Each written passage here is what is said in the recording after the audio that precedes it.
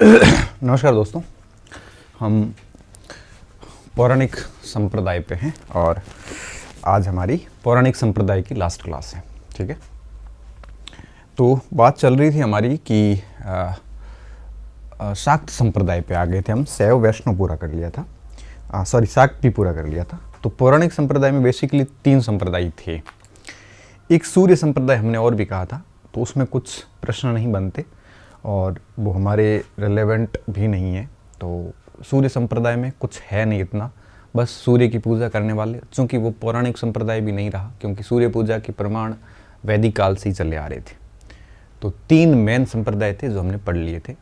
आज हम बात करेंगे, यूँ कहिए कि जो शाक्त संप्रदाय तो देख लिया था, इसका थोड़ा ध्यान रखना। सूर्य संप्रदाय में ये पौराणिक नहीं है, हालांकि पुराणों में इनका उल्लेख तो है, लेकिन इससे पहले सूर्य की पूजा के उल्लेख ऋग्वेद से प्राप्त हो जाते हैं। तो कई सारे विद्वान इसको, सूर्य उपासना को पौराणिक संप्रदाय नहीं मानते, वैदिक संप्रदाय मानते हैं। ठीक है, वैदिक काल से स्टार्ट था, वैदिक काल से चला आ रहा था, तो उसमें कुछ भी पढ़ने की ज़रूरत नहीं है। और सूर्य के जो कुछ आगे साक्ष्य आएंगे वो धीरे धीरे राजनीतिक इतिहास में एक साथ कवर होते जाएंगे। इस वजह से इसको आपको बस ठीक है थोड़ा याद रख लेना कि सूर्य संप्रदाय भी है, बट इसमें है कुछ भी नहीं, परीक्षा के लायक कुछ बनता नहीं इसमें। ठीक है, अब हम थोड़ा सा इस समय का दर्शन देखेंगे, भारतीय दर्शन। ठीक है, जो कि इसी काल में विकसित हुआ था, भारतीय दर्शन।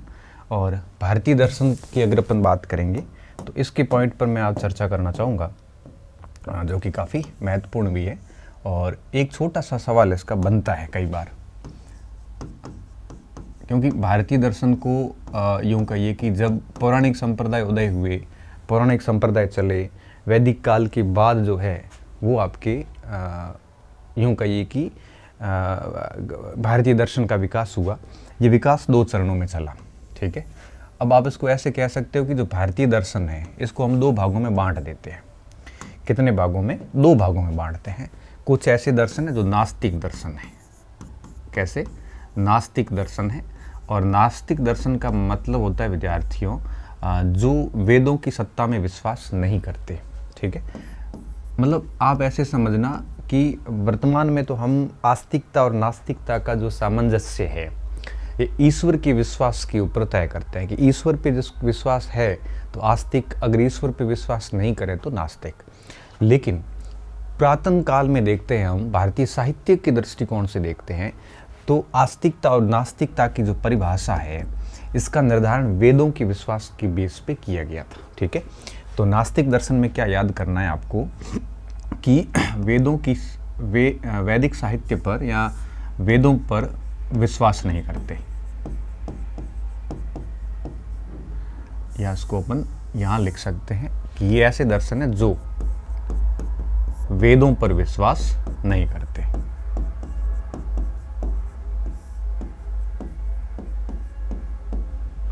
ठीक है, ये दर्शन क्या कहलाए? नास्तिक दर्शन कहलाए। और खास बात देखिए कि अगर अपन एग्जाम्पल की मैं बात करूं तो नास्तिक दर्शन में जैन दर्शन आ जाता है और बौद्ध दर्शन आ जाता है और चारवाक दर्शन आ जाता है। ठीक है, या इसे लोकायत भी बोलते हैं, चूंकि इनके सिद्धांत जो थे ये बृहस्पति ने लिखे थे, इसलिए इसको बृहस्पति का दर्शन भी बोलते हैं। ठीक है, ये सिद्धांत लिखने वाले व्यक्ति थे।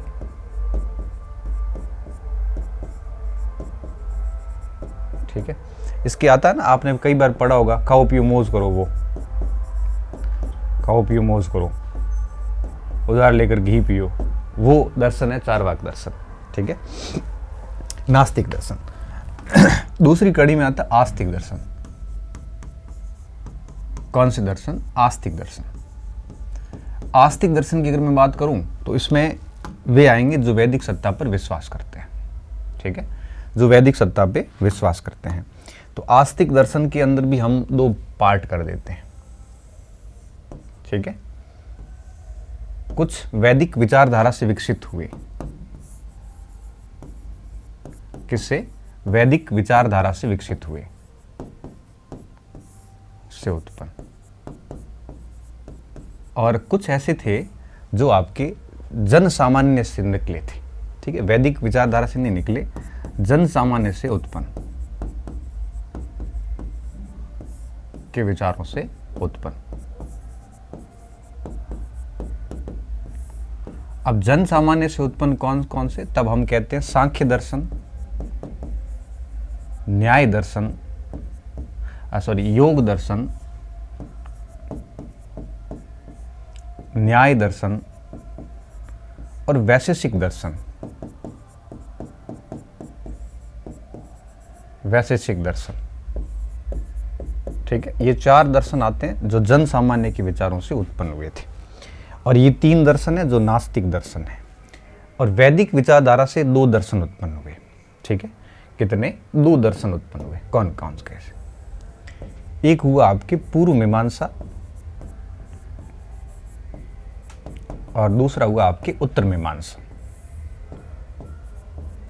ठीक है, उत्तर मीमांसा। अब आप उसको ऐसे समझ सकते हो कि जो पूर्व मीमांसा है ये कर्म कांडों पे विश्वास करते हैं, वैदिक कालीन कर्म कांडों पे, इसलिए इसको कर्म मीमांसा भी कहते हैं। क्या कहते हैं? कर्म मीमांसा। और ये उत्तर मीमांसा ज्ञान मार्गी है, इसलिए इसको ज्ञान मीमांसा भी कहते हैं। ज्ञान मीमांसा भी कहते हैं। और चूंकि आपको बहुत अच्छे से पता है, हमने वैदिक साहित्य में पढ़ा था कि ज्ञान मार्ग जो है वो आपकी उपनिषदों की देन है, और उपनिषदों को वेदांत कहा गया है, वेदों के अंतिम भाग है वो, इसलिए इसको वेदांत दर्शन भी कहा जाता है। क्या? वेदांत दर्शन भी कहा जाता है इसको। और इसको मीमांसा ही कहते हैं, ठीक है, मीमांसा ही कहते हैं। अगर पूर्व मीमांसा लिखे या ना लिखे, कुछ भी नहीं लिखे, सीधा मीमांसा ही लिखे, तो आप इसको ये समझना ये पूर्व मीमांसा की बात कर रहा है। ज्ञान मीमांसा, कर्म मीमांसा, ये पहले था, ये बाद में था, दोनों ही वैदिक विचारधारा से उत्पन्न थे, ठीक है। दोनों ने उपनिषदों की व्याख्याएं करी थी, इन्होंने कर्म के रूप में करी, इन्होंने ज्ञान के रूप में करी है। तो इस प्रकार से अगर भारतीय दर्शन को देखोगे तो आपके ये 3 दर्शन ये हो जाते जो आपके नास्तिक दर्शन है। आस्तिक दर्शन की बात करें तो आस्तिक की परिभाषा ये है कि ये वैदिक सत्ता में विश्वास करते हैं, वेदों में विश्वास, ठीक है। ईश्वर से कोई लेना देना नहीं। अगर मैं ईश्वर की बात करूं ना तो सांख्य दर्शन ईश्वर को नहीं मानता, फिर भी हम उसको आस्तिक कहते हैं। मीमांसा दर्शन भी ईश्वर को नहीं मानता, फिर भी हम उसको आस्तिक कहते हैं, ठीक है। अब आस्तिक दर्शन में आप इसको ऐसे समझिए कि सांख्य व मीमांसा ईश्वर को नहीं मानते, ईश्वर को नहीं मानते, फिर भी ये आस्तिक है। तो एक बार ऐसा भी सवाल देखा गया है कि कौन सा दर्शन ईश्वर को नहीं मानता लेकिन वो आस्तिक है, तब आता है सांख्य दर्शन, और आपके दूसरा कौन सा बनेगा? मीमांसा दर्शन। ये दोनों ईश्वर को नहीं मानते लेकिन फिर भी आस्तिक है। क्यों? क्योंकि वैदिक सत्ता पे विश्वास करते हैं। ये तो बात होगी, एक बहुत सामान्य बात, जो एक विभाजन था, जो आप इसको अच्छे से समझ लेना। अब देखिए इसके अंदर इतना ही ज़्यादा कुछ है नहीं, जैन बौद्ध हमने समझ लिया। अच्छा, यहाँ पे एक चीज़ और मैं आपको बता दूँ, एक आपकी एक जानकारी के लिए, एक सुझाव के रूप में, इस दर्शन को बहुत गहराई से नहीं पढ़ना है। भारतीय दर्शन हमारे कोर्स में नहीं है, ठीक है, क्योंकि फर्स्ट ग्रेड में भी नहीं है, कॉलेज लेक्चर में भी भारतीय दर्शन कोर्स में नहीं है, ठीक है। और है तो भी उसको अपन इतना पढ़ लेंगे जितना इतिहास में है। आप इसको दर्शन शास्त्र में मत ले जाना। क्यों? क्योंकि दर्शन शास्त्र में न्याय की अलग किताब आती है, योग की अलग किताबें आती है। फिर फिलोसफी में क्या है, पूरा इंडियन फिलोसफी पूरी अलग चलती है और वेस्टर्न फिलोसफी पूरी अलग चलती है। अब आप ऐसे समझिए कि जो ये टॉपिक मैंने बताया है, ये फिलोसफी के अंदर एक पूरा पार्ट है। जैसे हमारा ना मध्यकाल, प्राचीन काल, जैसे पॉलिटिकल साइंस में political western thinker, Indian thinker, उसी तरफ से ये western eastern Indian philosophy, western philosophy के भाग है ये। तो ये पूरी फिलोसफी का, इंडियन फिलोसफी बहुत बड़ा भाग है, जिसको हम बिल्कुल 1 घंटे की क्लास में ख़त्म कर रहे हैं, ठीक है। क्यों?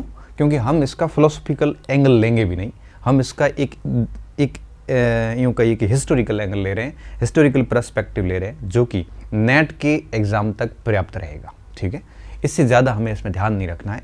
तो घुसना मत, मेरा कहने का मतलब ये है, हमें ज्ञानी नहीं बनना है, हमें दार्शनिक नहीं बनना है, हमें सिर्फ दर्शन का सवाल सही करना है। और दर्शन के मोटे मोटे तौर पे जितना सवाल बन सकते हैं उससे एक कदम आगे ले जाके मैं आपको छोड़ दूंगा, और उतना आप कर लोगे ना तो भी हमारा सवाल डेफिनेटली गलत नहीं होगा। ठीक है, तो पहला सवाल तो यही बन जाता है, निम्नलिखित में से कौन सा नास्तिक है, निम्नलिखित में से कौन सा वैदिक विचारधारा से उत्पन्न है, निम्नलिखित में से कौन सा जन सामान्य विचारधारा से उत्पन्न है कि नहीं है, निम्नलिखित में से कौन सा आस्तिक है लेकिन ईश्वर पे विश्वास नहीं करता, निम्नलिखित में से कौन सा आपके वेदों पे विश्वास नहीं करता, निम्नलिखित में से कौन सा आपके, इस टाइप से प्रश्न बनते हैं। ये पहला बड़ा महत्वपूर्ण सवाल यहाँ से बनता है। मैं साइड में होता हूँ, आप इसको बढ़िया तरीके से लिख के और समझ लेना। अब मैं क्या कर रहा हूँ, अब मैं एक एक को लेके समझा रहा हूँ, और हम पूर्व मीमांसा उत्तर मीमांसा से बात को शुरू कर रहे हैं। ठीक है, सबसे पहले मैं पूर्व मीमांसा दर्शन आपको समझा देता हूँ। अब देखो, है कुछ नहीं, मीमांसा जो पुस्तक है, आप इसको ऐसे समझिए कि जो मीमांसा दर्शन की किताब है, इस दर्शन के अंदर 20 अध्याय है। कितने? 20 अध्याय। इस 20 अध्यायों में आरंभ के जो 12 अध्याय है, आरंभ के, वो है पूर्व मीमांसा, और अंत के जो 4 अध्याय हैं वो है आपकी उत्तर मीमांसा। ठीक है, पूर्व मीमांसा और उत्तर मीमांसा। बस बात ये दोनों एक ही है, लेकिन दोनों के उद्देश्य अलग है, राहें अलग है, इसलिए हम इसको आपके पूर्व मीमांसा उत्तर मीमांसा को 2 भागों में बांट देते हैं। बाकी किताब एक ही है मीमांसा दर्शन की, तो इसको भी देख लेना, याद साइड में याद रख लेना कि दर्शन में 20 अध्याय है, जिसमें से 12 स्टार्टिंग के 12 अध्याय पूर्व मीमांसा के, अंत के 4 जो है उत्तर मीमांसा के, मध्य के 4-5 अध्याय जो है वो किसी और मीमांसा के हैं।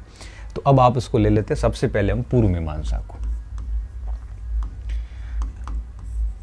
ठीक है, पूर्व मीमांसा, इसको हम मीमांसा कहते हैं। कई बार क्या होता है कि परीक्षक प्रश्न जब देता है तो सीधा सिर्फ इतना ही लिखता है मीमांसा दर्शन, तब हम कंफ्यूज हो जाते हैं कि किसकी बात कर रहा है, पूर्व की बात कर रहा है या पश्चिम इसकी उत्तर की बात कर रहा है। तब आपको सिर्फ ध्यान ये रखना है कि पूर्व मीमांसा को ही मीमांसा कहा जाता है। ठीक है, उत्तर मीमांसा को आपकी ज्ञान मीमांसा बोला जाता है, वेदांत दर्शन कहा जाता है, इसको मीमांसा दर्शन कहा जाता है। ठीक है, अब देखिए इसमें ये जो पूर्व मीमांसा है, इसके जैमिनी प्रवर्तक थे,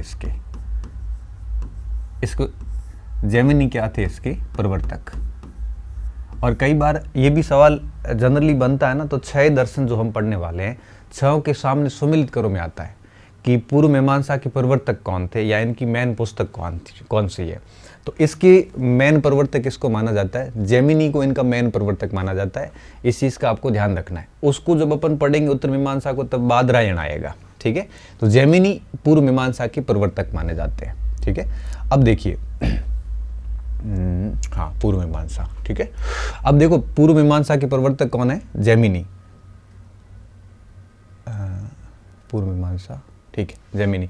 अब दूसरी बात, अब इसको हम यूं कहिए कि क्या बोलते हैं, इसको बोलते हैं हम इसको, अच्छा, इनकी किताब का भी ध्यान रखना, मीमांसा सूत्र। क्या नाम है, मीमांसा सूत्र। इस दर्शन का प्रसिद्ध ग्रंथ है, प्रमुख ग्रंथ। ठीक है, मीमांसा सूत्र, और जैमिनी इसके प्रवर्तक। ये पूर्व मीमांसा के पहला पॉइंट जो आपको ध्यान रखना है। दूसरा पॉइंट क्या ध्यान रखना है, ये कर्म मार्गी है, इसलिए इसको आपके कर्म मीमांसा भी कहा जाता है, और इसको मीमांसा भी कहा जाता है। आगे पूर्व पश्चिम कुछ भी ना लिखा हो, परीक्षा में सीधा मीमांसा आए, तो आप जैमिनी उत्तर करना है इसका। ठीक है, अच्छा, कर्म मार्गी, कर्म मीमांसा, मीमांसा जैसे नामों से जाना जाता है, जैसे नामों से जाना जाता है। ठीक है, नामों से जाना जाता है।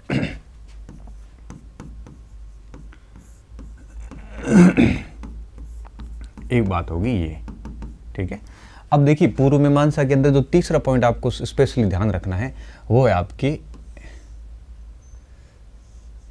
अब इसके मुख्य मुख्य आचार्य कौन थे? आचार्यों की अगर अपन बात करें तो उसमें आपके कुमारिल भट्ट बहुत बड़े कट्टर मीमांसक थे। ये घोर मीमांसक जिसे कहा जाता है, घोर मीमांसक थे ये, ठीक है, मीमांसक। प्रभाकर मिश्र,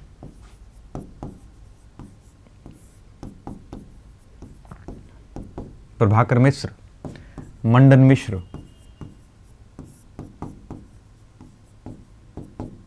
शब्बर स्वामी, ये सब इस दर्शन से संबंधित थे, ठीक है। तो कुमारिल भट्ट और शंकराचार्य का वृतांत भी मैंने आपको सुनाया था। और कुमारिल भट्ट पूर्व मीमांसक थे और शंकराचार्य उत्तर मीमांसक थे। एक कर्म मार्गी थे, एक ज्ञान मार्गी थे, इसलिए दोनों के बीच में प्रतिस्पर्धा भी थी। और शंकराचार्य न केवल बौद्धों को पराजित करना चाहते थे, बल्कि उत्तर मीमांसा का पूरे भारत में पताका फहराना चाहते थे। और अगर उत्तर मीमांसा की पताका फहरानी है तो आपको पूर्व मीमांसक को पराजित करना जरूरी है। इस वजह से मंडन मिश्र और शंकराचार्य का जो शास्त्रार्थ था वो विश्व प्रसिद्ध रहा है, ठीक है। और दर्शन के अंदर बहुत बड़ा नाम है उसका, जो संन्यास को लेके हुआ था। मैंने भी इसकी कहानी आपको सुनाई थी, भारती मंडन मिश्र वाली, ठीक है। तो वो शायद मैंने कहाँ सुनाई थी, किसी टॉपिक में सुनाई है, भक्ति आंदोलन में मैंने सुना रखी है। भक्ति आंदोलन मैंने जो पढ़ाया उसमें सुना रखी है, ठीक है। शब्बर स्वामी ये लोग थे। फिर कुमारिल भट्ट से भट्ट शाखा बनी थी, ठीक है। इनकी भट्ट शाखा बनी थी आगे जाके।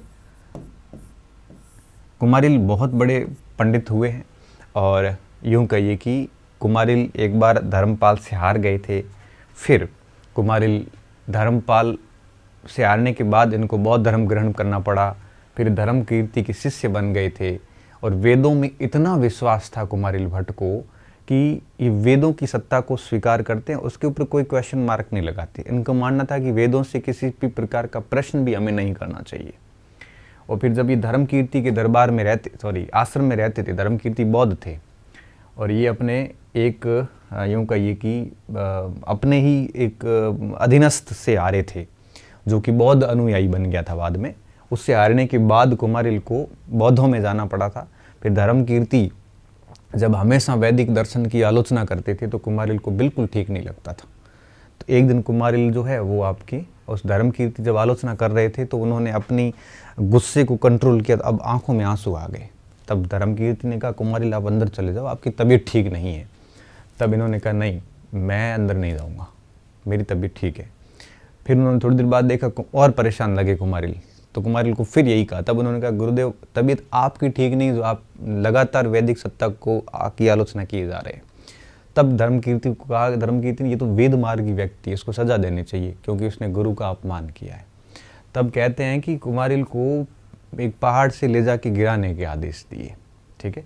तब कुमारिल भट्ट को वहाँ पहाड़ पे ले जाया जाता है और उसके बाद में जब धक्का दिया जाने नीचे गिराने के समय कहते हैं कि कुमारिल भट्ट ने, ऐसी कई सारी लोक मान्यताएं, देखो इनके पीछे कोई भी ऐतिहासिक आधार नहीं है, बस जनमानस में प्रचलित ये कहानियाँ हैं। तब कुमारिल वैदिक सत्ता को याद करते हैं और कहते हैं कि अगर कहीं वैदिक सत्ता है, शक्ति है तो मैं आज बच जाऊँ। फिर कहते हैं कुमारिल को जब गिराया गया तो उनकी एक आँख चली गई, बाकी उनको कुछ नहीं हुआ। वो आँख इसलिए गई कि उन्होंने वैदिक सत्ता पर थोड़ा संशय किया था, आगे अगर शब्द लगा के, अगर कहीं है तो इसका मतलब आप पूर्ण विश्वास नहीं कर रहे हो। तो वैदिक सत्ता पर थोड़ा सा अविश्वास था, इस वजह से कहते हैं शरीर को थोड़ी सी चोट पहुंची थी। फिर कुमारिल भट्ट के शिष्य मंडन मिश्र, इनको इसी पर आपके शंकराचार्य के साथ में इनका जो हुआ शास्त्रार्थ, उसमें मंडन मिश्र पराजित हुए और इन्होंने बाद में इनकी पत्नी भारती भी पराजित हुई। और फिर 21 दिन तक चले शास्त्रार्थ में मंडन मिश्र और भारती को पराजित करने के बाद उन्होंने संन्यास ग्रहण कर लिया। तो ये सब पूर्व मीमांसक थे। तो पूर्व मीमांसक लोग जो है वो आपके संन्यास की बजाय गृहस्थ जीवन पे बल देते हैं। ये लोग आपके कर्मकांडी है, साथ साथ में ये वैदिक सत्ता पर पूर्ण विश्वास करते हैं, धर्म पर विश्वास करते हैं, ये सारी चीज़ों पर विश्वास करते हैं, ठीक है। तो अब देखिए कुमारिल भट्ट वगैरह ये सारी बातें यहाँ पे आ गई। अब इस सिद्धांत की अगर अपन और बात करें तो ये लोग जो है आपके यूं कहिए कि वेदों को शाश्वत सत्य मानते हैं, वेदों को शाश्वत सत्य, शाश्वत सत्य, धर्म को अंतिम सत्ता, धर्म को अंतिम सत्ता मानते हैं। ठीक है, तो वेद और धर्म पर काफी विश्वास करते हैं ये लोग। एक चीज और इनकी जो इम्पोर्टेंट है, मैंने आपको वैसा कि बताया कि ये लोग ईश्वर को नहीं मानते। इनके अनुसार आपके जो ईश्वर है, इस पूरी सृष्टि का जो निर्माण है वो आपके आप ऐसे कह सकते हो कि विभिन्न प्रकार के कर्म फल का परिणाम है और धर्म का परिणाम है। बहुत सारी चीज़ें बताई, लेकिन ईश्वर को एक सामान्य रूप में लिया है, किसी ईश्वर की सत्ता में विश्वास नहीं किया इन्होंने। ठीक है, तो आपको इतने पॉइंट याद रखने हैं पूर्व मीमांसा के अंदर। कुमारिल भट्ट वगैरह के नाम याद रखना, संन्यास का खंडन, अच्छा हाँ संन्यास वाली बात नहीं लिखी ना, संन्यास का खंडन कर, संन्यास का खंडन किया तथा गृहस्थ जीवन में रहते हुए, गृहस्थ जीवन में रहते हुए मोक्ष की वकालत की, रहते हुए मोक्ष को संभव बताया। और ये सब शादीशुदा थे। मंडन मिश्र की पत्नी थी भारती, और आपको ये दृष्टांत याद हो तो भारती, और ये मैंने सुनाया भी है शंकराचार्य का। इनका जो शास्त्रार्थ हुआ था उसका विषय भी यही था। विषय ये था कि शंकराचार्य ने कहा कि ज्ञान प्राप्ति के लिए संन्यास लेना ज़रूरी है, और इन्होंने कहा कि संन्यास ज़रूरी नहीं है। भारती को जज बनाया गया, और शंकराचार्य और मंडन मिश्र के बीच में जब 21 दिन शास्त्रार्थ चला तो अंत में शंकराचार्य जीत गए। तब भारती उठती और भारती कहती मैं अर्धांगिनी हूँ, आधा अंग जो है वो हारा है, आधे अंग को आपको फिर हराना पड़ेगा। ठीक है, फिर भारती और इनके बीच में कुछ समय बाद में प्रश्न होते हैं। भारती ने कामसूत्र की कुछ प्रश्न कर लिए थे, जिनके उत्तर देने में शंकराचार्य सक्षम नहीं थे, क्योंकि शंकराचार्य आजीवन ब्रह्मचारी रहे हुए थे। तो इस स्थिति में तो मंडन मिश्र वाला किस्सा आपको पता रहते हुए मोक्ष को प्राप्त किया जा सकता है, ऐसा ही मानते थे, मोक्ष प्राप्ति संभव। ठीक है, ये बात आती है किसमें, पूर्व मीमांसा के अंदर। तो पूर्व मीमांसा में ये मोटी मोटी बातें थी जो आपको ध्यान रखनी है। ठीक है, और इन्होंने जगत की सत्ता को भी स्वीकार किया है, बाहरी तत्वों को स्वीकार किया है, जबकि शंकराचार्य क्या कहते हैं, अहम ब्रह्मास्मि जगत मिथ्या, ब्रह्म ही सत्य है, जगत झूठ है। शंकराचार्य बहुत बड़े उत्तर मीमांसी थे। ठीक है, और ये पूर्व मीमांसी थे। उन्होंने जगत को झूठा बताया, इन्होंने जगत की सत्ता को स्वीकार किया है। ठीक है, को स्वीकारा है। तो ये कुछ मेन बातें थी पूर्व मीमांसा की जो हमें ध्यान रखनी, इसे अपन कर्म मीमांसा भी बोलते हैं। ठीक है, अब मैं आ रहा हूँ दूसरा आपकी, अच्छा इसको लिख लो आप। दूसरे पॉइंट पे उत्तर मीमांसा हो गया, उत्तर मीमांसा सॉरी,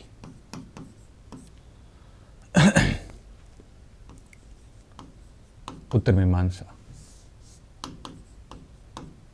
ठीक है, उत्तर मीमांसा। अब इसमें क्या लगभग सारी बातें मैंने आपको कह दी, फिर भी यहाँ पे कुछ पॉइंट्स जो रह गए। अच्छा, इसमें एक चीज़ और ध्यान रखना, ईश्वर पे विश्वास नहीं, ये और सांख्य दोनों नहीं करते।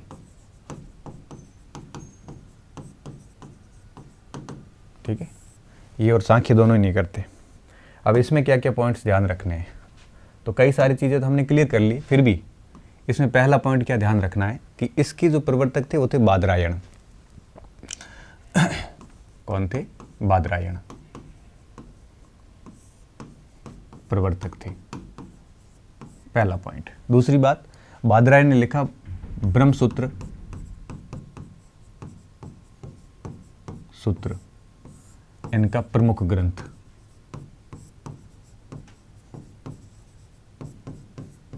और मैंने आपको एक प्रस्थान त्रयी पे बात की थी, जो वेदांत दर्शन के मेन आधार है। तो प्रस्थान त्रयी में 3 चीजें आती है, ब्रह्मसूत्र, और इसके साथ साथ में आपके उपनिषद और भगवद गीता। ये तीनों की तीनों जो किताबें हैं, ये आपके यूं कहिए कि इन तीनों को क्या कहा जाता है, प्रस्थान त्रयी कहा जाता है। क्या कहा जाता है, प्रस्थानत्रयी कहा जाता है, जो कि आपके वेदांत दर्शन का प्रमुख स्रोत है। उन प्रस्थानत्रयी में जो ब्रह्म सूत्र है वो किसने लिखा था, बादरायण ने लिखा था, और बादरायण उत्तर मीमांसा के प्रवर्तक है। पहला पॉइंट तो आपको ये ध्यान रखना है। इसका दूसरा पॉइंट आपको क्या ध्यान रखना है, ठीक है, यह ज्ञान मार्गी है। कैसे है, ज्ञान मार्गी, जबकि ज्ञान मार्गी है इसलिए इनको ज्ञान मीमांसा कहते हैं, मीमांसा कहा जाता है, ठीक है, ये ज्ञान मार्गी है, ज्ञान मीमांसा कहा जाता है। और इससे पहले वाले थे वो आपके कैसे थे, वो सारे के सारे कर्म मार्गी थे, इसलिए उसको कर्म मीमांसा कहा गया था। इस चीज़ का थोड़ा सा ध्यान रख लेना। इसके अलावा आप शंकराचार्य का उदाहरण ले सकते हो।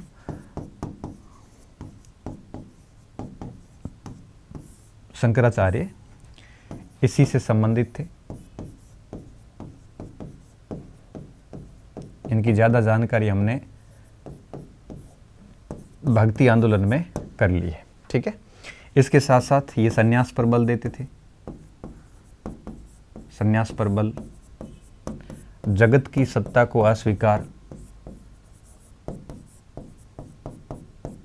सत्ता को अस्वीकार करते थे। और जब जगत की सत्ता अस्वीकार होती है तो एक तत्व पे विश्वास करते, मतलब ये अद्वैतवादी, मुख्य रूप से इसमें अधिकांश अद्वैतवादी थे, ठीक है। अद्वैत का मतलब होता है एक तत्व, द्वैत नहीं, द्वैत का मतलब होता है दो तत्व। जब हम माने कि आपके ईश्वर या यूं कही आत्मा और जगत, इन दोनों से सृष्टि उत्पन्न हुई तो द्वैतवाद हो गया। हम कहें कि जगत नहीं, सिर्फ आत्मा, सिर्फ ब्रह्म, सिर्फ एक ब्रह्म से ही सृष्टि उत्पन्न हुई, तब हम कहते हैं उसको अद्वैतवाद। तो ये लगभग सारे अद्वैतवादी थे। हालांकि इनमें भी आगे जाकर कई सारी शाखाएं बन गई, तो कई सारी शाखाएं बनी, इसलिए हम इसके ऊपर ज़्यादा यूँ कहिए कि पीएचडी नहीं करेंगे। हाँ ठीक है, इतना थोड़ा सा ध्यान रखना। ब्रह्म सूत्र को वेदांत सूत्र भी कहते हैं। क्यों? क्योंकि इसमें वेदांत दर्शन है, पूरा उपनिषदीय दर्शन कह सकते हो आप उसको, ठीक है, ये बात आ जाती है इसमें। तो इसको अपन उपनिषदीय दर्शन भी कह सकते हैं, क्योंकि उपनिषद भी ज्ञान मार्गी है, ठीक है। तो आपको उम्मीद कर रहा हूँ पूर्व मीमांसा और उत्तर मीमांसा समझ में आ गया होगा, ठीक है। मैं वापस एक बार थोड़ा सा हल्का सा बता देता हूँ ताकि आपको कोई डाउट ना रहे। देखिए, हम आस्तिक संप्रदाय में वैदिक विचारधारा से उत्पन्न हुए दो संप्रदायों की बात कर रहे हैं। पहला है, पहले लिखा गया, पहले के 12 अध्याय पूर्व मीमांसा और बाद के 4 अध्याय जो है वो उत्तर मीमांसा है। पूर्व मीमांसा कर्म मार्ग पे बल देता है कि मोक्ष के लिए कर्म मार्ग को बताया है, इसलिए उनको कर्म मीमांसा कहा जाता है। और लोक प्रचलन में इसको केवल मीमांसा शब्द दिया गया है। जब किताबों में कई बार प्रश्न आते हैं परीक्षाओं में, मीमांसा दर्शन का प्रणेता कौन है, तब हम कंफ्यूज हो जाते हैं कि बादरायण को करे कि जैमिनी को करे। तो मीमांसा दर्शन बेसिकली, मीमांसा शब्द पूर्व इसके लिए यूज हुआ है, इनके लिए वेदांत यूज हुआ है, ठीक है। तो एक बात तो ये हो गई। तो ये कर्म मीमांसा है जो वेदों की सत्ता के ऊपर विश्वास करती है, और ये उपनिषद पे विश्वास करती है, ठीक है। क्योंकि वेद कर्म कांडी है, हम पहले वैदिक साहित्य में समझ चुके हैं। उपनिषद ज्ञान मार्गी है, तो ये उपनिषद की सत्ता पे विश्वास करते हैं। और ये किस पे विश्वास करते हैं? ये वेदों पे विश्वास करते हैं। ये वेदों पे करते हैं, ये उपनिषद पे करते हैं, ठीक है। इसलिए इसको अपन ज्ञान मार्गी कहते हैं। और ये जैमिनी का है, ये बादरायण का है, ठीक है। थोड़ा थोड़ा फर्क है, ये अद्वैत है, ये द्वैत पे विश्वास करते हैं। ये ईश्वर को नहीं मानते, ईश्वर की सत्ता को स्वीकार करते हैं, ठीक है। साथ साथ में ये संन्यास पे बल नहीं देते, ये कहते गृहस्थ आश्रम में मोक्ष प्राप्त किया जा सकता है। ये गृहस्थ आश्रम पे बल नहीं देते, ये संन्यास पे बल देते, बल्कि ये गृहस्थ आश्रम पे बल देते हैं। कई सारे इनमें आपस में विभेद थे, इस वजह से ये अलग करना पड़ा। और कुमारिल भट्ट, शबर स्वामी, प्रभाकर मिश्र, मंडन मिश्र इसके प्रमुख आचार्य रहे। तो शंकराचार्य वाला जो ग्रुप था वो इनका आचार्य रहा, ठीक है। तो ये बात यहाँ पे क्लियर हो जाती है। अब मैं आता हूँ जन सामान्य के विचारों से उत्पन्न दर्शन। उसमें सबसे प्राचीन दर्शन माना जाता है सांख्य दर्शन को, ठीक है। अब तीसरे नंबर पे ले रहे हम सांख्य दर्शन।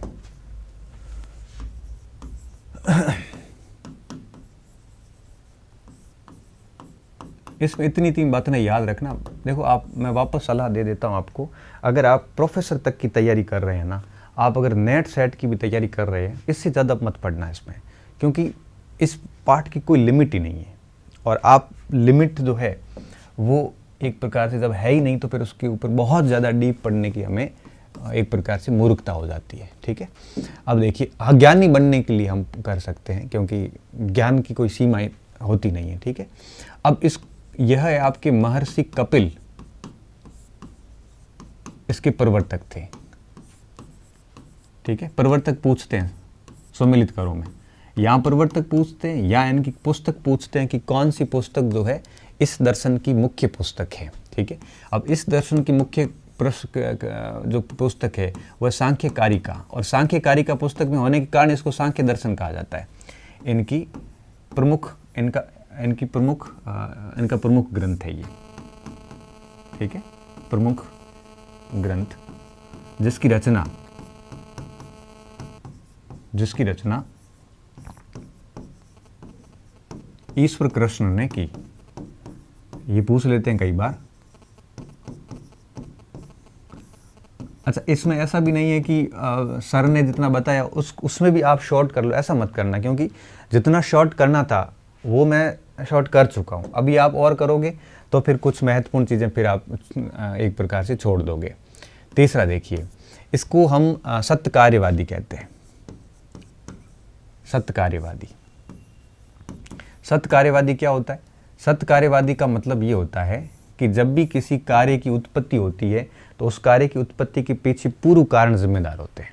ठीक है, असत्य कार्यवादी कहते हैं कि जब भी किसी वस्तु या कार्य की उत्पत्ति होती है तो पूर्व कार्य जिम्मेदार नहीं होते। ये बात मैं आपको बौद्ध दर्शन में बता चुका हूँ। ठीक है, तो सत्य कार्यवादी लिखा हुआ पहले ऑलरेडी, फिर भी अगर आप इसको संक्षिप्त में लिखना चाहें तो लिख सकते हो। अर्थात किसी वस्तु की या कारण की, वस्तु अपने आप में कारण है, उत्पत्ति के पीछे पूर्व कारण भी जिम्मेदार।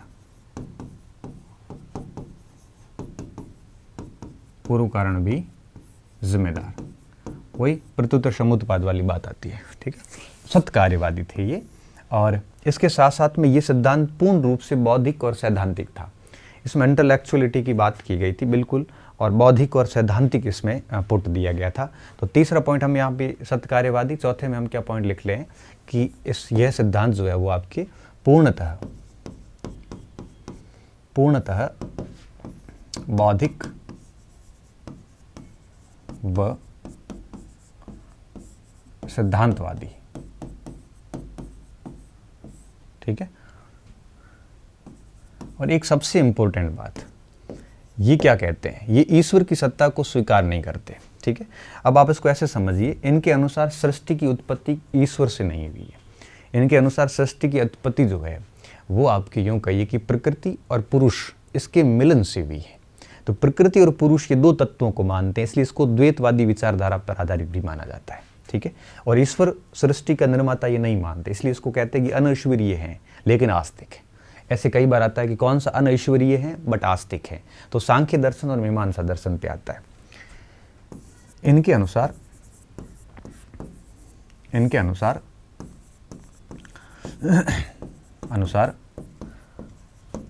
सृष्टि की उत्पत्ति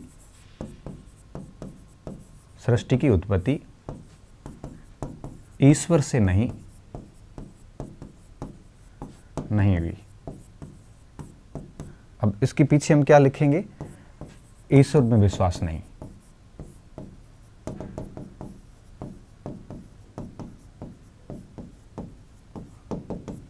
बल्कि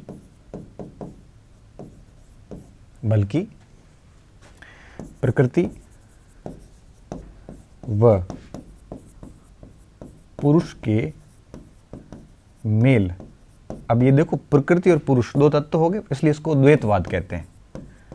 द्वैतवाद पर विश्वास।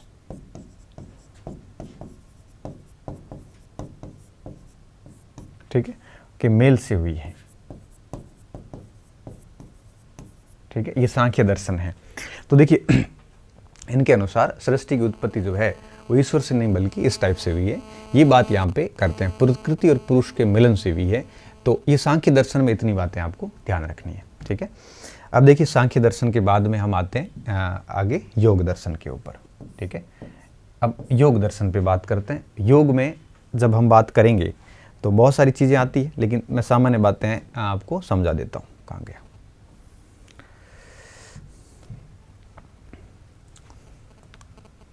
चौथा बिंदु, योग दर्शन।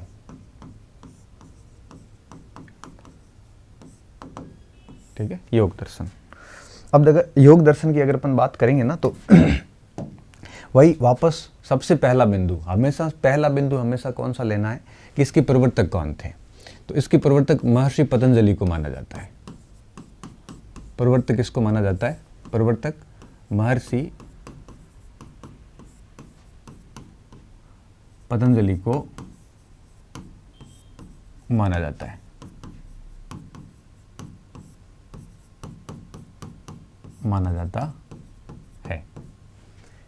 इनका ग्रंथ योग सूत्र,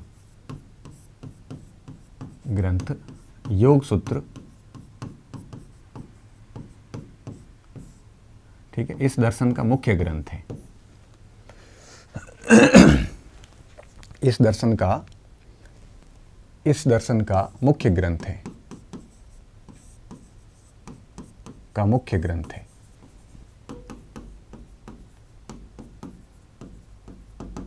ठीक है, दूसरी बात, अब सबसे इंपॉर्टेंट बात देखिए, इसे ईश्वर सांख्य भी कहा जाता है। ईश्वर सांख्य क्यों कहते हैं? क्योंकि सांख्य दर्शन जो है ये 25 तत्वों पे बल देता है। इनके अनुसार सृष्टि में 25 तत्वों की सत्ता है, 25 तत्व है टोटल, और ये 25 तत्वों के साथ साथ में ईश्वर को भी शामिल करता है। इनके अनुसार 26 तत्व हैं। ठीक है, तो 25 तत्वों पे बल देता है आपके सांख्य दर्शन, और 26 तत्वों में बल कौन देता है? योग दर्शन। 26वां तत्व कौन सा? ईश्वर। इसलिए हम कहते हैं कि योग दर्शन ईश्वर की सत्ता में विश्वास रखता है, सांख्य दर्शन नहीं रखता। ठीक है, तो दूसरा पॉइंट क्या लिखेंगे? यह दर्शन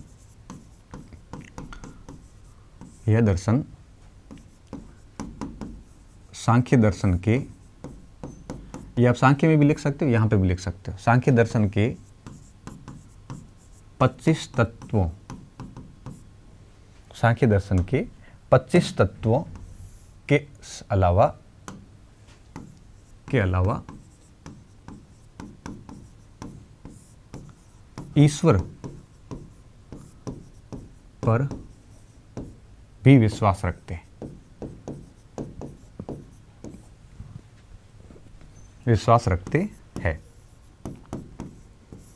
इस कारण इसे ईश्वर सांख्य कहा जाता है। क्या कहा जाता है? ईश्वर सांख्य कहा जाता है।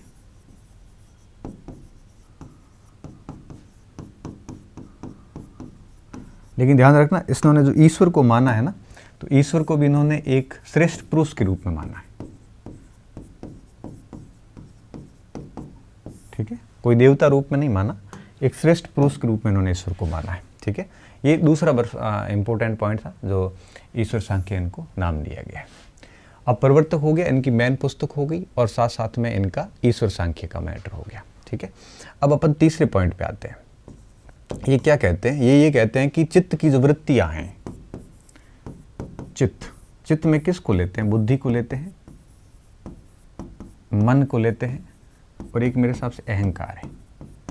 हालांकि याद रखने की जरूरत नहीं है, बस मैं एक लाइन लिखवा लेता हूं, ताकि ये लाइन कई बार पूछ लेते हैं कि चित्त की वृत्तियों का निषेध है किस दर्शन का मूल ध्येय, तो आता है योग दर्शन का। योग जो करते हैं ना अपन सारे, ये योग पूरा का पूरा चित्त के अंदर जो भी वृत्तियां हैं उनका निषेध ही करता है। चित्त की 500 वृत्तियों का निषेध ही योग है, ऐसा ये मानता है। अभी 5 वृत्तियां कौन सी हैं? ठीक है, प्रमाण, जैसे प्रत्यक्ष ज्ञान कहते हैं। ठीक है, प्रमाण, इसके अलावा और कौन कौन से? रुकिए, हाँ, विपर्यण,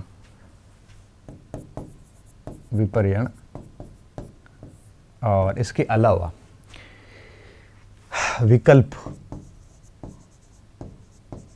निद्रा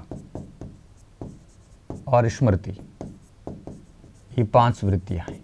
ठीक है, इसे हम प्रत्यक्ष ज्ञान कहते हैं, इसको हम मिथ्य ज्ञान कहते हैं, एक मिनट, मिथ्य ज्ञान कहते हैं और मिथ्य ज्ञान कहते हैं, इसे कल्पना कहते हैं। ठीक है, जो भी है, इन वृत्तियों की शुद्धिकरण ही एक प्रकार से क्या होता है, योग होता है। बस इस पॉइंट को आपको ध्यान रखना है कि चित्त की वृत्तियों का शुद्धिकरण ही योग है। फिर देखिए आगे प्रमाण के भी 3 रूप है, शब्द, अपमान, उपमान, उस टाइप से। तो सारी पॉइंट्स याद रखने की जरूरत भी नहीं है। प्रत्यक्ष, अनुमान और भेद, ये प्रमाण की 3 है।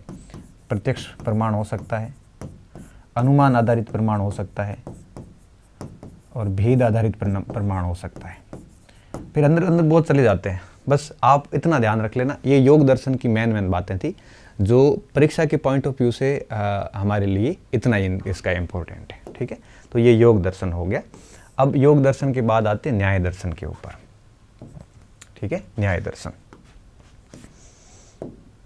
5वां बिंदु, न्याय दर्शन। न्याय दर्शन, ठीक है। अब देखिए वही वापस पॉइंट कि इसमें हमें कौन कौन सी चीज़ें देखनी है कि न्याय दर्शन के अंदर सबसे पहले इसका प्रवर्तक कौन है। ठीक है, प्रवर्तक की बात करते हैं और इस प्रवर्तकों में गौतम अक्षपाद का नाम सबसे इंपॉर्टेंट है। गौतम अक्षपाद इसके प्रवर्तक थे, प्रवर्तक है। गौतम, ऋषि गौतम, गौतम तर्क विद्या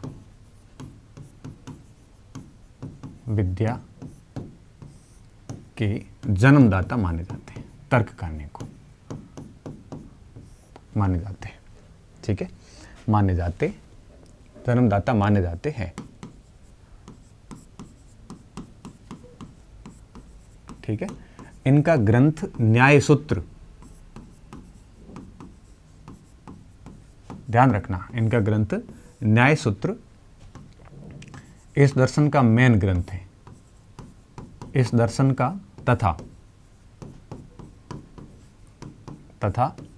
तर्क विद्या का प्रमुख ग्रंथ है।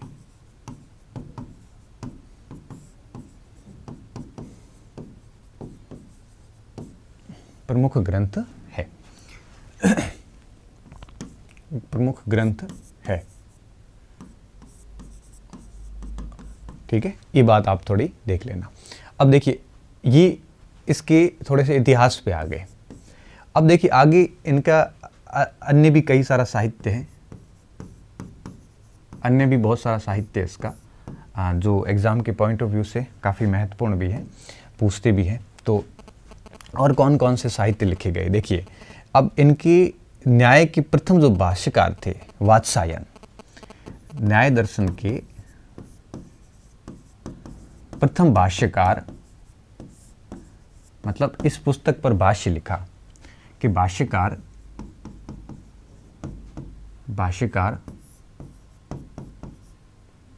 वात्स्यायन थे। ठीक है, कौन थे? भाष्यकार वात्स्यायन थे। वात्स्यायन ऋषि थे जिन्होंने न्याय सूत्र के ऊपर है वो पुस्तक लिखी थी। और इन्होंने क्या किया था? वात्स्यायन थे, इन्होंने इनकी और बौद्ध मत के बीच में विवाद हमेशा चलता रहा। ठीक है, शास्त्रार्थ विवाद। अब आप एक इंटरेस्टिंग बात यहां पे देखने वाले हैं कि किस तरह से ये भाष्कर आ गया, भाष्यकार लिखना था।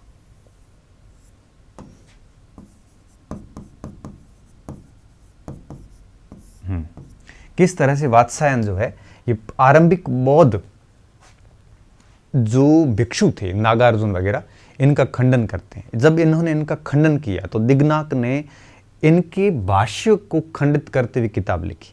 दिग्नाक ने जब किताब लिखी तो उद्योतकर ने उनका खंडन करने के लिए किताब लिखी। ऐसे करते करते 5 किताबें आ गई। देखिए इन्होंने आरंभिक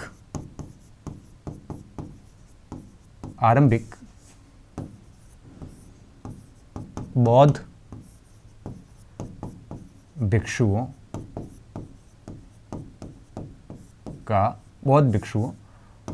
स्पेशली नागार्जुन का खंडन किया था। खंडन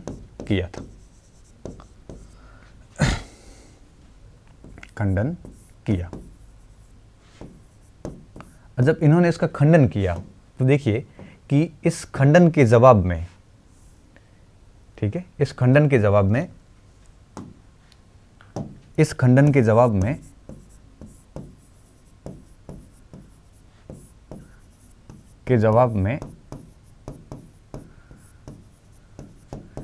दिग्नांक ने प्रमाण समुच्चय ग्रंथ लिखा।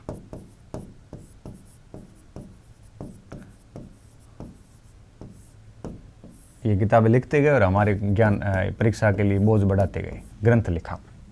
ठीक है, अब जब प्रमाण समुच्चय ग्रंथ लिखा, अब इन्होंने खंडन कर दिया प्रमाण समुच्चय के अंदर। किसने? दिग्नांक ने खंडन कर दिया। किसका? वात्सायन का। तो इस दिग्नांक के जवाब में, प्रमाण समुच्चय के जवाब में उद्योतकर ने न्यायवृत्तिका लिखी। ठीक है, तो इसके जवाब में हम आगे क्या लिखेंगे वापस कि दिग्नांक प्रमाण समुच्चय ग्रंथ लिखा, इसके जवाब में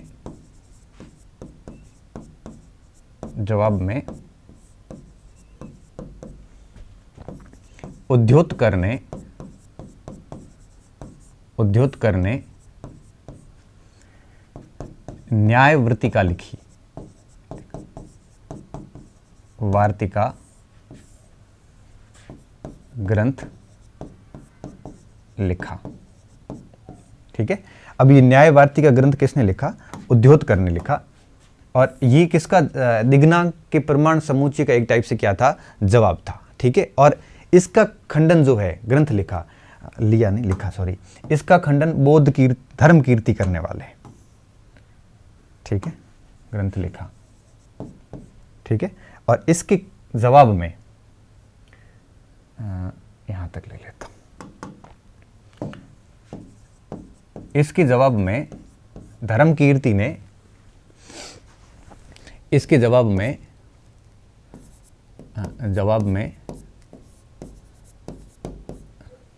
धर्म कीर्ति ने,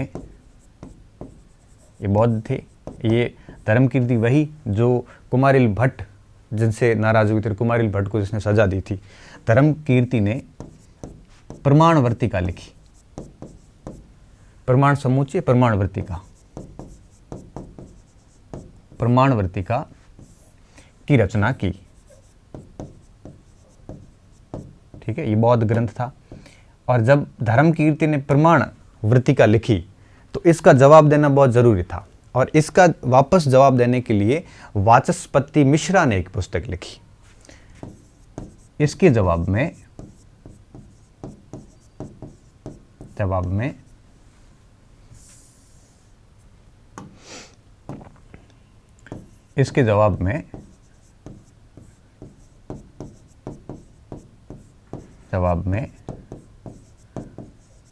वाचस्पति मिश्रा की जो पुस्तक आई, उसके बाद वापस कोई पुस्तक जवाब के रूप में नहीं आई। ठीक है, वाचस्पति मिश्रा ने तात्पर्य टीका लिखकर तात्पर्य टीका लिखी। ठीक है, और इसका कोई जवाब वापस नहीं मिला। तो ये पूरा इसका साहित्य है, तो थोड़ा सा इसका ध्यान रखना, क्योंकि ये सारे के सारे बहुत इंपॉर्टेंट है, परीक्षा में कई बार ऐसे पूछ भी लेते हैं, तो इनका थोड़ा देख लेना। ठीक है, तो ये तो एक दो पॉइंट्स हो गए। साहित्य में इनकी दो पुस्तकें और भी आती हैं। एक और भी भाष्य है इनका जो इनके साहित्य में लिखा गया था, न्याय भाष्य पक्षिल स्वामी का था। ठीक है, इसके ऊपर लिखा गया था न्याय भाष्य पक्षिल स्वामी का था। इसके अलावा वाचस्पति ने भी लिखा था। ठीक है, और उद्योतकर का नाम तो वैसे भी आ गया, ठीक है। तो ये दो नाम और भी ध्यान रखना। ये सारा का सारा न्याय दर्शन था जो तर्क विद्या पर क्या करता है, बल देता है, ठीक है। तो अब हम सबसे अंत में आते हैं छठे बिंदु पे, वैशेषिक दर्शन के ऊपर। छठा बिंदु है वैशेषिक दर्शन। वैशेषिक दर्शन, ठीक है। वैशेषिक दर्शन ये कणाद ऋषि का, आपने परमाणु सिद्धांत सुना होगा। हम कई बार पढ़ते हैं कि जो डाल्टन ने, रदरफोर्ड ने और इन्होंने जो परमाणु के सिद्धांत दिए थे, ये सिद्धांत मूलतः आपके कणाद ऋषि ने दिया था वैशेषिक दर्शन के अंदर। अब वैशेषिक दर्शन क्या है? वैशेषिक दर्शन में ये शब्द बना विशेष शब्द से, और विशेष शब्द का मतलब है कि इस विशेष में इन्होंने 5 तत्वों की बात की है। और आगे ये कहते हैं कि पूरी सृष्टि के अंदर जो भी कुछ उत्पन्न होता है उन 4 तत्वों से होता है, ठीक है। वैशेष में विशेष 5 है, लेकिन पृथ्वी पर जो भी वस्तु उत्पन्न होती है 4 तत्वों से होती है। वो चारों तत्व जो 4 परमाणु कहलाते हैं। तो सृष्टि में सब कुछ बना हुआ वो परमाणु से बना हुआ है, ऐसा वैशेषिक दर्शन कहता है, ठीक है। तो आते हैं हम पहले पॉइंट के ऊपर। पहला पॉइंट इसमें क्या ध्यान रखना है कि महर्षि कणाद, महर्षि कणाद, जैसे कई सारे नाम दिए जाते हैं। कणभूक नाम दिया जाता है, उल्लूक नाम दिया जाता है, कश्यप नाम दिया जाता है ना। ये सारे इसके नाम मिलते हैं अलग अलग पुस्तकों में। महर्षि कणाद इसके प्रवर्तक थे,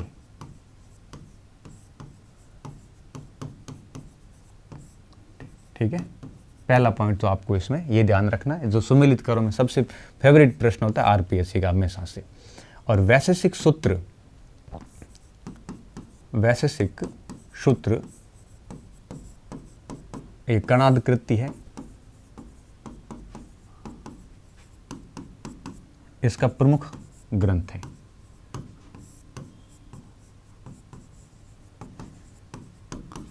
इस पर एक टीका भी लिखी गई है। इस पर प्रशस्त पाद ने टीका लिखी। प्रशस्त पाद ने धर्म संग्रह नाम से टीका लिखी। धर्म संग्रह नाम से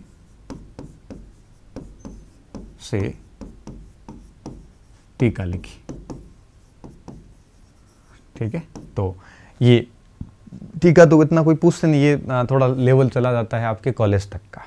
टीका वगैरह जब पूछते हैं तो फर्स्ट ग्रेड में पूछते हैं, ऐसी टेबल पुस्तक की पूछी जा सकती है या प्रतिपादक की पूछी जा सकती है। और कॉलेज तक थोड़ा सा डीप आ सकता है, और नेट में थोड़ा सा हार्ड देते हैं ये, हाँ, लेकिन इससे ज़्यादा नहीं देते वैसे भी। एक तो ये बात होगी। तीसरी बात क्या, इसकी वैशेषिक शब्द की उत्पत्ति जो है विशेष शब्द से हुई है।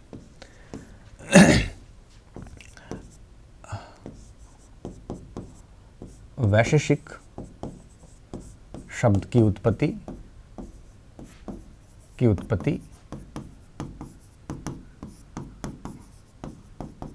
विशेष शब्द से हुई है, जिसमें 7 तत्वों को विशिष्ट माना है। 7 तत्वों को विशिष्ट माना है।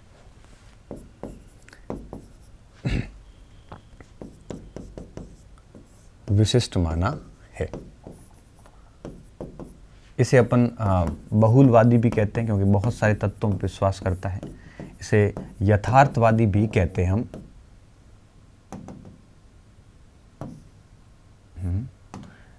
यथार्थवादी, ठीक है, जो कि यथार्थवाद पे विश्वास करता है। इसे अनेकत्ववादी भी कहा जाता है, क्योंकि एक तत्व पे नहीं बल्कि अनेक तत्वों पे विश्वास करते हैं, ये कहा जाता है, ठीक है। और चौथा पॉइंट जो है वो सबसे अहम है, जो वैशेषिक दर्शन को अन्य दर्शनों से अलग करता है। इसके अनुसार क्या है? इसके अनुसार सृष्टि की कोई भी वस्तु, सृष्टि की प्रत्येक वस्तु 4 परमाणुओं से बनी है। 4 परमाणुओं में वायु, जल, पृथ्वी और अग्नि, जैसे तेज लिखा गया है, 4 परमाणुओं से बनी है। देखो, इससे एक चीज आपको समझ में आनी चाहिए कि जब प्रत्येक वस्तु 4 परमाणुओं से बनी है तो उस वस्तु के निर्माण में पूर्व कारणों का कोई योगदान नहीं है। और पूर्व कारणों का जब अपन योगदान नहीं मानते तो उसे अपन असत्य कार्यवादी कहते हैं। ठीक है, सांख्य में हमने देखो सत्य कार्यवाद लिखा था, ये देखो यहाँ लिखा था सत्य कार्यवाद। तो यहाँ पे हम क्या लिखेंगे, और पीछे लिखा भी, किसी वस्तु की उत्पत्ति के पीछे पूर्व कारण भी जिम्मेदार होते हैं। ये कह रहा है। असत्य कार्यवादी क्या कहेंगे कि किसी भी वस्तु के निर्माण में पूर्व कारण विद्यमान नहीं होते, बल्कि ये यूं कहिए कि आपके 4 परमाणुओं से बना है। ठीक है, परमाणुओं से बनी है, अतः वस्तु के निर्माण में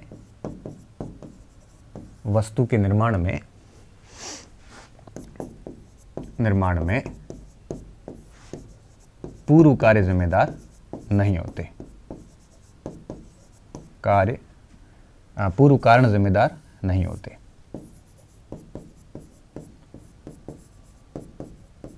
जिम्मेदार नहीं, इसलिए हम इसको असत्य कार्यवादी भी कहते हैं।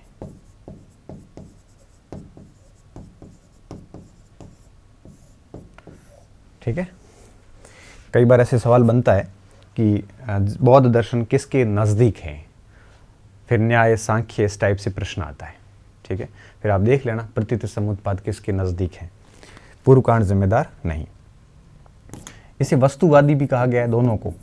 किसको? न्याय और वैशेषिक दोनों को, क्योंकि दोनों वस्तुओं के निर्माण की बात करते हैं। वैशेषिक दर्शन, वैशेषिक, ये दोनों वस्तुओं के निर्माण की बात करते हैं, इसलिए उनको वस्तुवादी दर्शन भी बोलते हैं। ठीक है, तो ये हो गया हमारे वस्तुवादी का वैशेषिक दर्शन का मैटर कंप्लीट। तो अब देखिए, आप वैशेषिक दर्शन भी हो गया, और अब हम वापस एक बार देख लेते हैं। तो आप ऐसे समझिए कि भारतीय दर्शन, जो करीबन जब अपन फिलॉसफी पढ़ते हैं ना, और सेकंड ग्रेड के अंदर एक फिलॉसफी का टॉपिक है, इंडियन फिलॉसफी आती है, उसमें भारतीय दर्शन लिखा हुआ वेदांत दर्शन, और वो वेदांत दर्शन समय लेता है करीबन 25 से 30 क्लासेस। हमने ये पढ़ा है 25-30 क्लासेस के कंटेंट को 1 घंटे में। तो आप ये उम्मीद ना करना इसमें कि आप सर पूरा दर्शन समझाएंगे, दर्शन हमारा कंटेंट भी नहीं है यहाँ पे। और हिस्ट्री के अंदर दर्शन से कोई सवाल बनता है तो यहाँ तक बन सकता है, इससे ज़्यादा तो कोई रेयर स्थिति में कोई नेट में बन जाए तो पता नहीं, बाकी कॉलेज लेक्चर की सीमा यही है। ठीक है, तो बहुत बहुत धन्यवाद विद्यार्थियों, अच्छे रहिए, मस्त रहिए और स्वस्थ रहिए और पढ़ते रहिए। मिलते हैं नेक्स्ट क्लास।